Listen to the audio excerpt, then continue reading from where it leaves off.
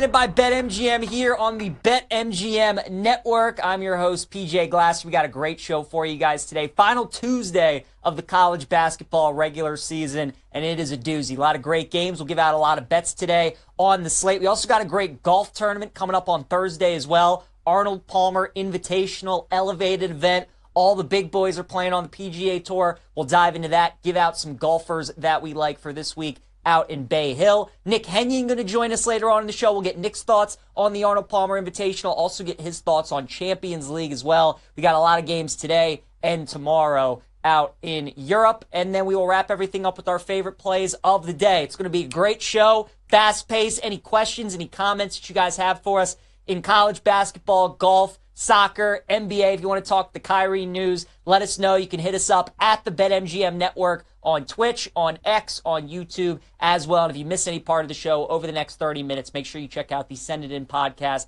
available wherever you get your podcast. Glasses in session. Let's get rolling on a Tuesday as we go to the Glass for Guest line. Check in with Isaac Schade, who joins us. Make sure you guys follow Isaac on X at Isaac Schade, host of Locked On College Basketball and Locked On Heels podcast as well. And Isaac, that is where I want to start with you, my friend, with your North Carolina Tar Heels, because they got a tricky one tonight. 7.5-point favorites on the road in Blacksburg. They got the Duke game upcoming on Saturday. They've won 5 in a row. Their offense has been on fire. But this game tonight, it feels trappy, doesn't it?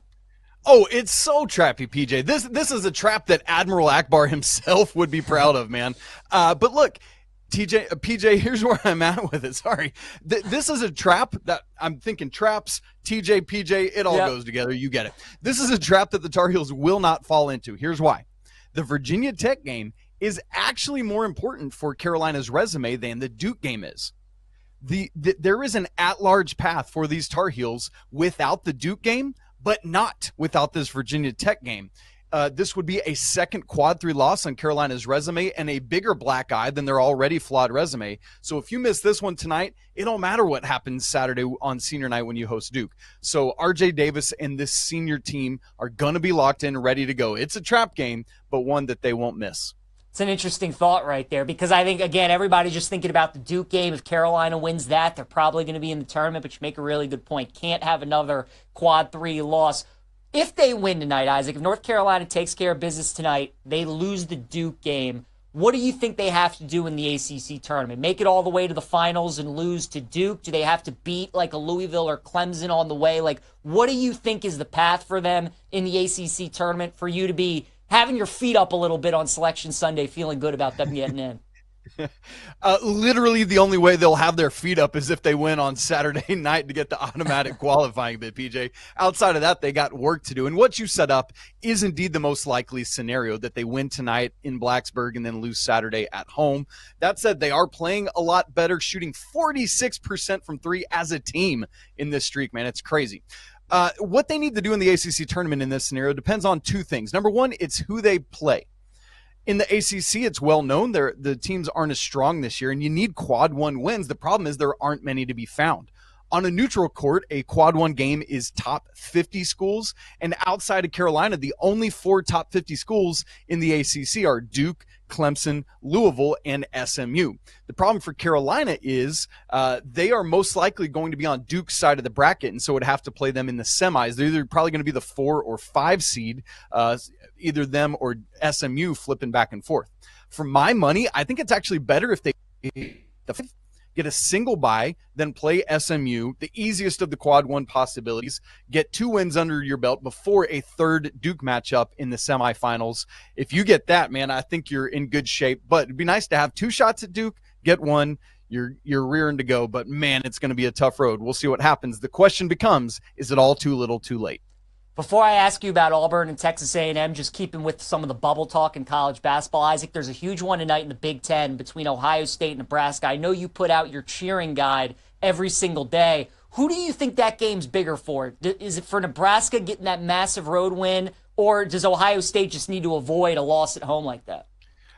I think almost the way you set it up, helps answer the question, PJ. This is a bigger game for from Nebraska, who's been struggling a bit more of late. I think they're in a more precarious scenario, and it's bigger because they're on the road. If they could pick up that road win at another bubble team, we've got 3 different double bubble games tonight, man, and I am stoked for that. But I'm very excited about this one. If I remember correctly, it's in that 9 Eastern window when we have both ranked on ranked games. So, folks, it's going to be a very quad boxy sort of night, plus your phone, plus your computer, all of that. Nebraska needs this one more than Ohio State does. Yeah, the slate tonight, Isaac, they definitely did backload it a little bit, right? Like all the action feels like it's at 9 p.m. Eastern time, including probably the game of the night in College Station between number 1 Auburn and number 22 Texas A&M. Auburn just continues to roll. They continue to beat everybody in the SEC, while Texas A&M is really struggling. Now, their schedule's been tough, as pretty much as every schedule in the SEC, but they really could use a win tonight. Isaac, they're 4.5-point underdogs, total of 151.5. Your thoughts on Auburn and A&M? I like Auburn. I like them a very lot.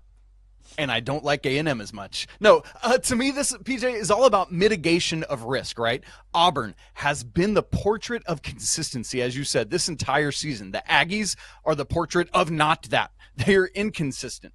When you look up, if you went to your dictionary, which I don't know why on earth you would have a hard copy dictionary in this day and age, but if you did and you looked up can't hit water from the boat, there you would find the Texas A&M Aggies, man, because they just cannot shoot the basketball. They're on the skids, as you talked about. They've got a get-right game Saturday at LSU to wrap the regular season. The problem is that losing streak is going to hit 5 before then. Give me Auburn to cover on the road, but A&M's defense, man, it is still great. So we're going to hit that under. Give me a total of 148 in this one. All right, very good. And then what about Iowa State and BYU? These are 2 very interesting teams. BYU's on fire right now in the Big 12. Iowa State is finally healthy with their full complement of weapons. They're laying 9.5 at home tonight. Is that too many points for you? No, it's not enough points for me, baby. This is great. And you might say, like you just said, PJ, but Isaac, Iowa State has lost 2 of 3. BYU's playing great basketball, 6 straight, 10 of 12. Yegor Demon, Richie Saunders, they are dudes. That they are. PJ, thank you for saying all that. But this isn't about BYU. It's about Iowa State and Hilton Magic, and exactly what you just said, my guy. Take Saturday as proof. Iowa State destroyed Arizona there inside Hilton. The key is all of those guys are healthy. Milan Momcilovic, back. Keshawn Gilbert, back. Curtis Jones, back. They're all getting their full complement of minutes. And people might forget that Iowa State at full strength, for me, is national championship level good. That's what we're talking about here for TJ Otzelberger's team. They've got a great 8, which is exactly what you need. 5 starters and a great 3 off the bench. Give me Cyclones by 15 in this thing, PJ. All right, very good. I do want to get your thoughts, Isaac. Obviously, the big boys play championship week next week, but we got the little guys. We got the mid-majors, and these tournaments are the best, right? Because just about all of them are one-bid leagues. They're fighting for their lives to try and get into the big dance. Is there a mid-major tournament that you like, Isaac? Is there any team that you feel really good about winning their conference tournament?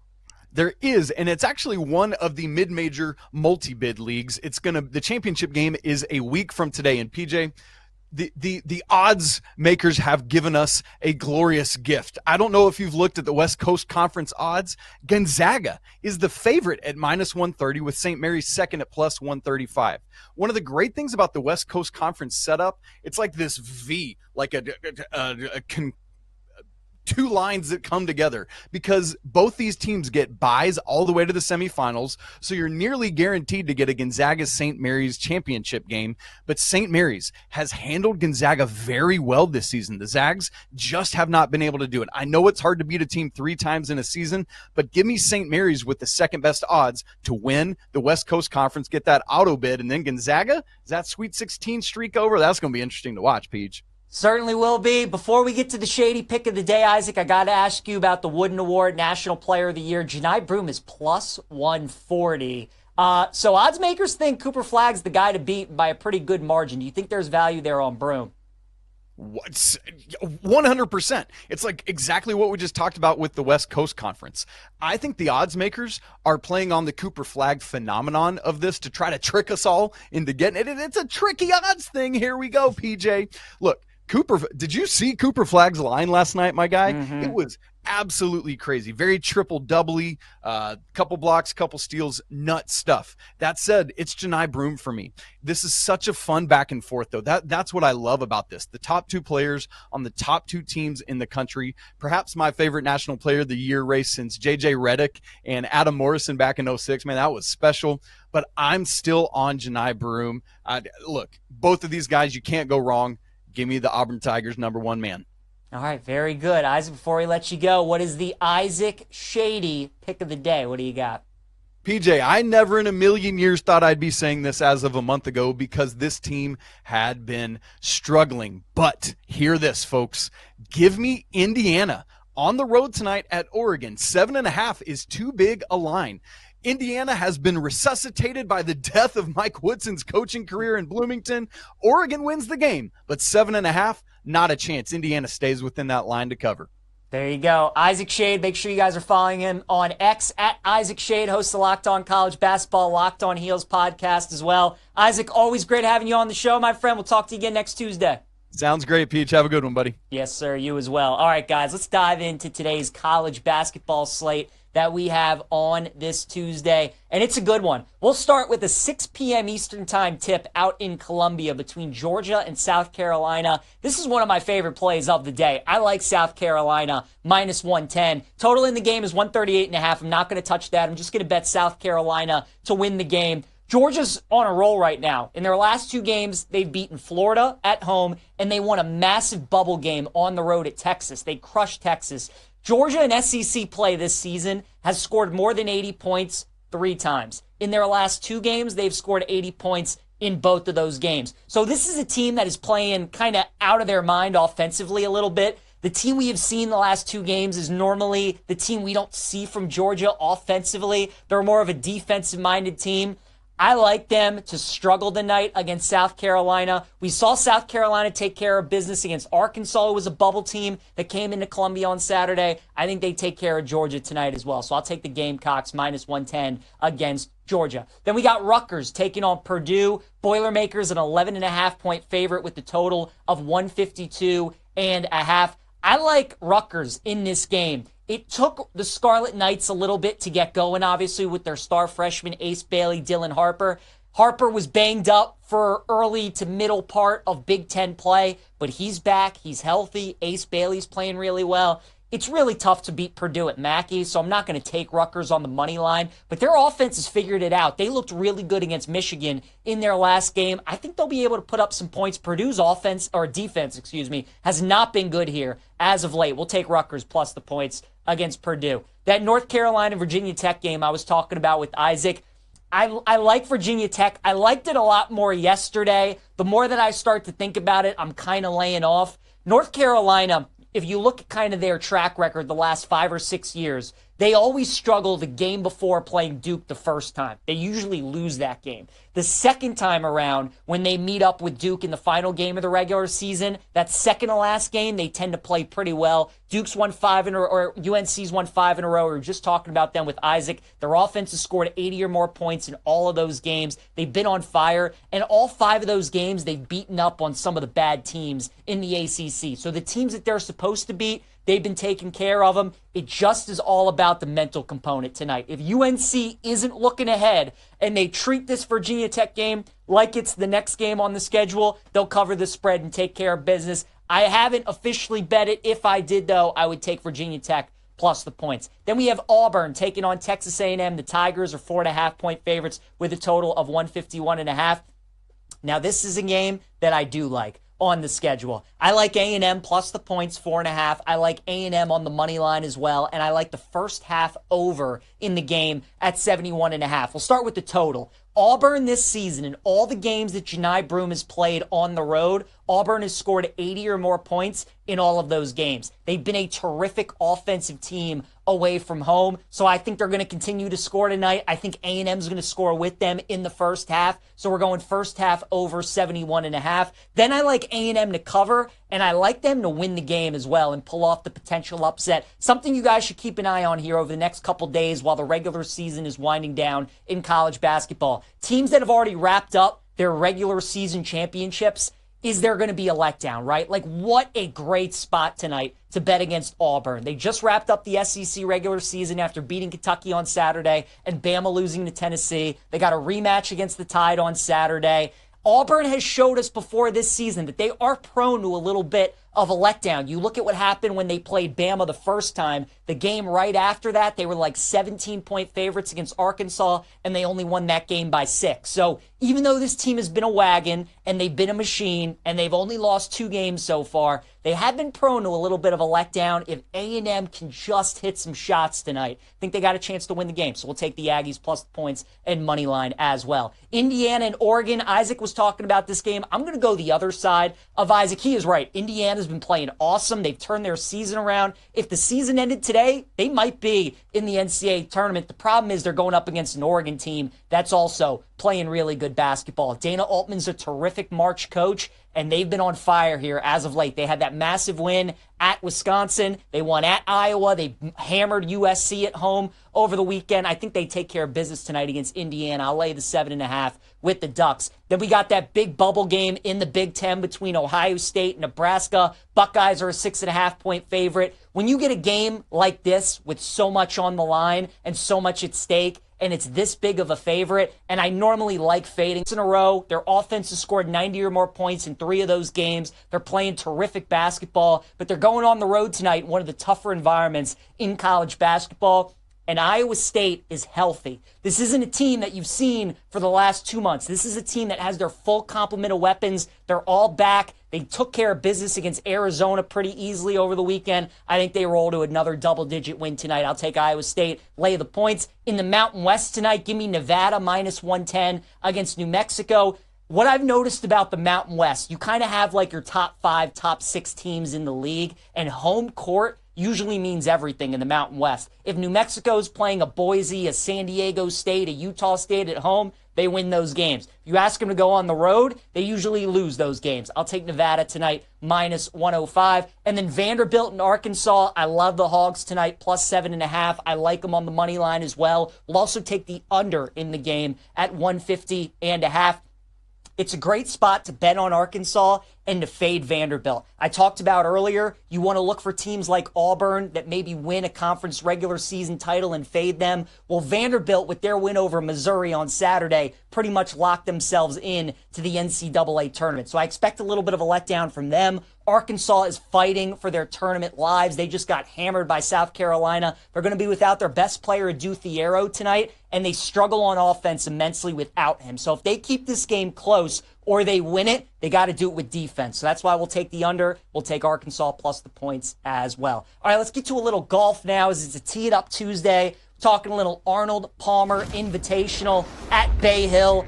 Great tournament, great golf course, very difficult golf course. It's a par 72. It's about 7,500 yards. Name of the game this week, folks, is accuracy. This is a tough course off the tee. It's a tough course with approach. If you drive the ball into the rough, it's penal. If you drive the ball over the green, it's penal. You got to be accurate this week. You want guys that are able to hit fairways and also hit greens in regulation as well. We're going to start with Rory McIlroy. Of the favorites, I like him at plus 850. Rory has owned Bay Hill in the past. His last 8 trips to this course, he has finished in the top 10 6 of those 8 times. So I would look at Rory to win at plus 850. I'd also look at him to finish in the top 10, maybe even the top 5 as well. Then we'll go with Ludwig Aubert at 14-1. Ludwig's one of the rising superstars in the game of golf. He won at Torrey Pines, the Genesis Invitational, a couple weeks ago. Ludwig is one of the best ball strikers on tour. He plays difficult golf courses well. He's played here twice. He finished 24th and 25th. But I think getting that win at Torrey Pines is going to give him supreme confidence. Ludwig on these tough courses, usually a guy that starts fast on Thursday, Friday, and has a tendency to kind of waver down the stretch. But I think getting that win in San Diego is going to help him this week. So I'll look at Ludwig 14-1. Also give me Russell Henley at 40-1. Russ is as hot as any golfer right now on the PGA Tour. He finished tied for 5th at Pebble. He was tied for 6th last week. And this is a guy that just plays difficult course as well. I talked about off the top, we want accurate golfers. That's what Russell Henley is. He's also got a great short game, so we'll take him at 40-1. Give me Nick Taylor at 90-1. this week at the API. Nick Taylor, one of the underrated ball strikers on the PGA Tour. He finished 12th here at this event last year. I like the price on Nick Taylor at 90-1. Usually in these elevated events, usually one of the big boys end up winning it. But if you're looking for a longer shot, I would look at him. And then way down the board, we'll go with Ben On at 125-1. Ben On's also had some good course history here. He's got a couple of top 10 finishes over the last 4 years. He's not in good form. He's missed the last 2 cuts. But I think at this course, history almost means as much as current form does. And Ben On, when he's on his game, an elite iron player, ball striker, good putter. He can play some difficult courses pretty tough as well. So because the form hasn't been good recently, we're getting a good number on him, but I would look at Ben On at 125-1. All right, let's check in with our next guest, Nick Hennion, who joins us. Make sure you guys are following Nick on X at Nick Hennion, senior writer for BetMGM. Definitely want to get Nick's thoughts on some golf. We'll talk some Champions League as well. But Nick, let's start with the Arnold Palmer Invitational. Great event this week out at Bay Hill. What kind of golfers are you looking for this week, Nick, out in Orlando? Everything you just said, PJ. Essentially, you want a guy who's going to consistently find himself in the fairway. The rough is really penal, as you mentioned, so no bueno on guys who are going to consistently have those wayward drives and find themselves in trouble because, as you mentioned, it's a really long course, over 7,400 yards here, so it's going to be really difficult to consistently find those greens, and this is not a birdie fest. This is something where you grind it out, you make a lot of pars, you try to take advantage of the par fives, and that's your path to victory, essentially. So I'm looking for guys who have previously shown me that they can play from the fairway. They are good with their long irons. They have previously demonstrated excellence on these long courses that give emphasis to players that can just make a few birdies and stay out of trouble on the most difficult holes.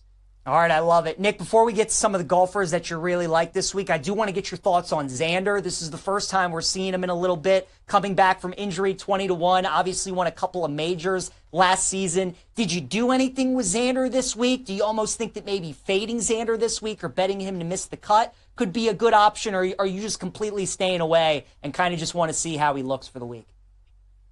Yeah, I just kind of want to see how he looks. No real opinion on him. He wasn't really very good at the Century before he ultimately sustained that injury. I am using this week as just to find out on Xander Schauffele. I'm not going to be in a rush to fade him because his form at the end of last year was so good.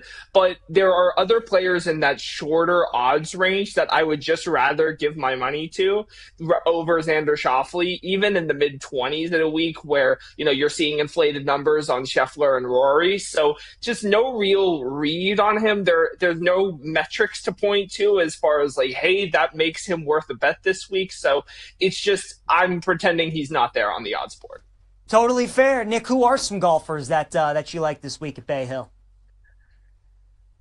I'm going to torture myself and take Justin Thomas again at 20-1. Look, he's been flirting with victory so much early this year, and he had a really strong showing at the Genesis a few weeks ago at Torrey Pines. I mentioned that's another long course, penal rough. You need to keep it in the fairway. 6th in strokes gained tee to green this calendar year, Historically, that is the biggest indicator of success at Bay Hill. He has improved with each showing at the Arnold Palmer Invitational, culminating with a T12 here last year. So I think the way Thomas is striking the ball, he's 6th in greens and regulation gained, 10th in bogey avoidance. That's another big stat to look at this week.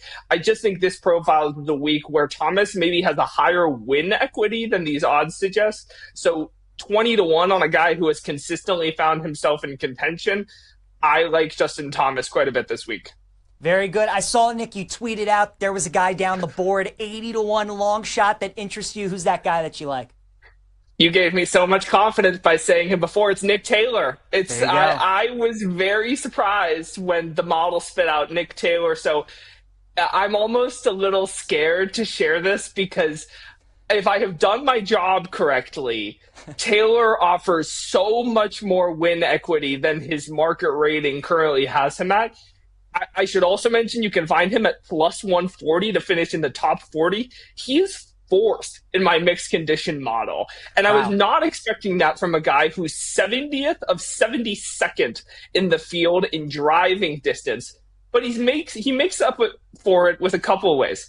He's 5th in fairways gained this calendar year, 20th in proximity from 200 or more yards on his approach shots, and he's 3rd in greens and regulation gained. So at a course where it's basically what I just said, play from the fairway, don't make mistakes, and consistently find greens to avoid scrambling around the course, that's Nick Taylor. And, if you look at the entire record at this course, he hasn't been very good, but his best finish at Bay Hill came last year, a tie for 12th here. He was tied for 9th at Torrey Pines, basically another similar course, and he's 2nd on the calendar year in strokes gained approach. So Nick Taylor, 80-1, and I really like him for a top 30 at plus 140.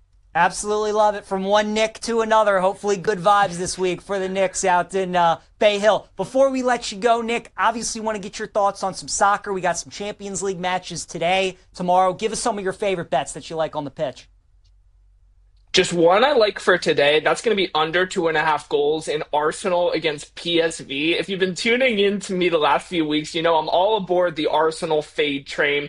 I can't quite get there this week with PSV, who have really struggled against them historically, but Arsenal profile as an under team moving forward. Kai Havertz, Bukayo Saka, Gabriel Martinelli, Gabriel Jesus, they're all out for basically the entire season, and you're still seeing totals at 2.5. I don't think the market has quite adjusted to the fact that the Arsenal defense is one of the best across the continent. They're 3rd in expected goals allowed across the big 5 European leagues, and they have struggled to, break down these really bad defenses. They played 2 bottom 5 EPL defenses in their last 3 matches leading up to this one. They have not created more than 1.7 XG against them. PSV has looked serviceable enough against Juventus in the last leg that I can place some trust in their defense to hold up. So give me under 2.5 in Arsenal and PSV. In about 30 seconds, Nick, I see we got a heavyweight matchup tomorrow between PSG and Liverpool. Stay away for you or any plays that interest you? There's obviously a tax on PSG here because this number makes no sense. I mean, PSG closed at plus 145 against Manchester City at home in the group stage. There is no planet on which Liverpool is 10 cents worse than Manchester City this year. So Liverpool hasn't lost a meaningful match since September. It would be Liverpool or nothing for me. I think the market is just overreacting to PSG's, knockout win over Brest. I would, consider Liverpool draw no bet or Liverpool double chance as a parlay piece. That would be how I approach it. Absolutely love it. Nick Hennion, make sure you guys are following him on X at Nick Hennion, senior writer for BetMGM. Always great talking golf and soccer with him. Nick, appreciate the time, sir. Good luck. Talk again next Tuesday. Of course. Thanks, PJ. Absolutely. All right, guys, let's wrap the show. PJ's plays right here on Send It In on the BetMGM network. We will start with our prop lock of the day. That's going to be Texas A&M point guard Wade Taylor over 15.5 points against Auburn. I told you guys I like A&M tonight. I think there's a chance they can win the game. If they do, it's got to be because of Wade Taylor. He's got to show up tonight. We'll go over 15.5 points for Wade Taylor. Dog of the day, give me Arkansas, plus 7.5 against Vanderbilt. I think they're going to bounce back after their performance against South Carolina. Vandy, maybe a little bit of a letdown after their big win against Missouri. Coach Cal, I'm expecting him to have his guys ready tonight. Give me Arkansas plus the points. And then finally, my best bet, South Carolina money line against Georgia. Georgia's been playing out of their minds on offense the last couple nights. 80 points in back-to-back games. They only did that one other time in the SEC this season. I think they struggle offensively tonight. Give me South Carolina on the money line against Georgia. Thanks again, Isaac Schade and Nick Hennion, for joining us today on the show. Good luck to you guys tonight in college hoops. Plenty more college basketball picks on the show tomorrow. We'll see you then.